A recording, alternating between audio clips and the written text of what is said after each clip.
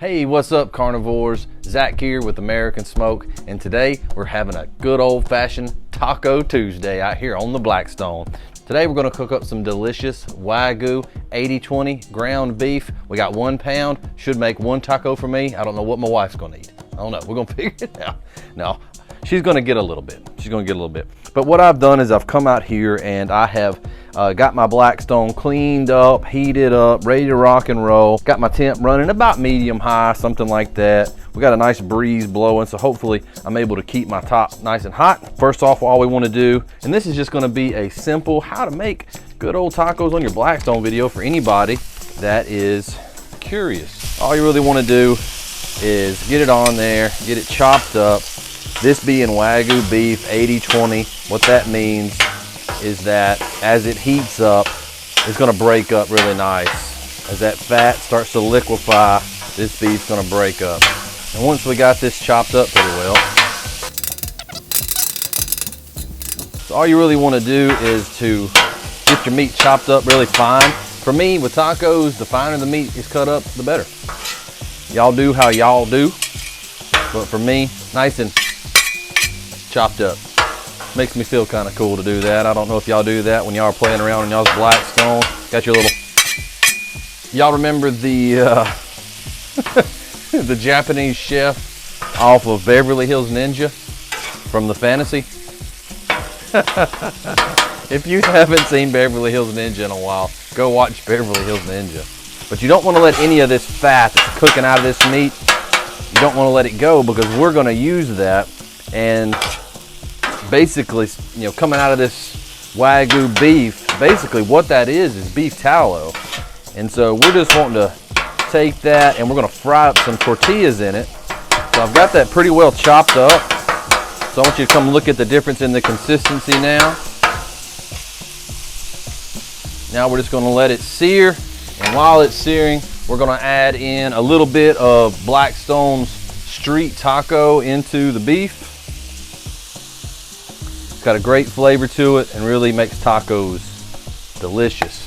A little added bonus I want to give a shout out to my buddy Keith over at Grill Glitter. He goes by Cerebral Dad. He sent me a bottle of this. I want y'all to go check it out at his website, www.cerebraldad.com. I'll leave a link to that down below.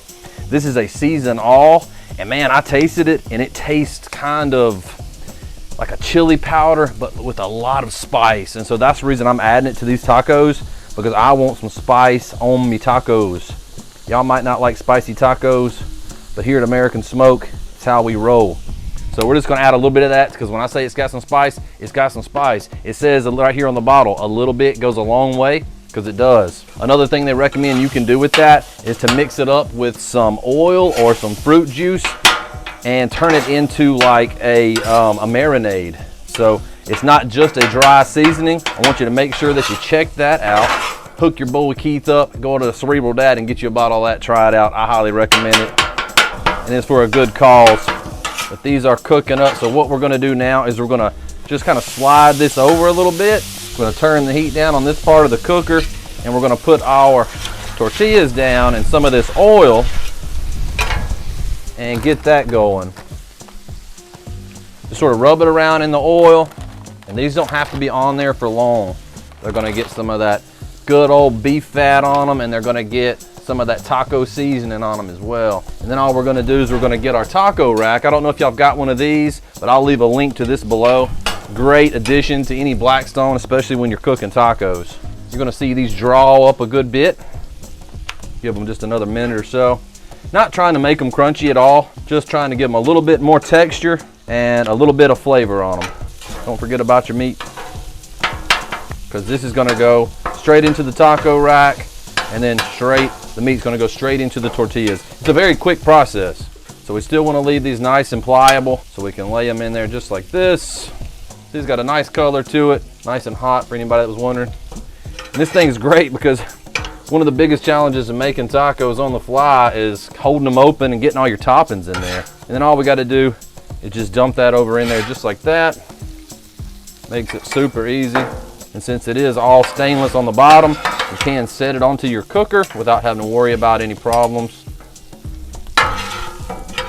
I just wanted to do a simple video for this, but you know, it's a taco. You can add whatever you want. We'll be doing cheese and lettuce, tomato, pico, sour cream, all of the trademark taco stuff that you like, hot sauce. Let me know in the comment, what do you like on your tacos? My wife enjoys some pan-seared mushrooms with peppers and onions, and it is good. And I was gonna do that on the Blackstone, but I didn't want it to be too busy during this video. Next time, maybe I'll show y'all how I do my peppers and onions. Let me know, what is your favorite toppings to cook on the Blackstone when you're making tacos? If you're looking for a really good taco seasoning, check out the Blackstone Street Taco.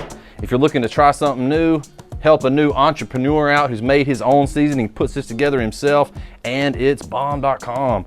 Try out some grill glitter from cerebraldad.com. You'll be glad you did. I know I'm gonna be glad I did. Don't worry, I'm gonna show y'all some pictures of these tacos in this video. Thank y'all so much. Make sure to hit that like button for me. If you're not a subscriber yet, make sure to subscribe. If you do subscribe, tap that notification bell. That way you know every time I put out a video. Thank you so much, and we'll see y'all in the next video.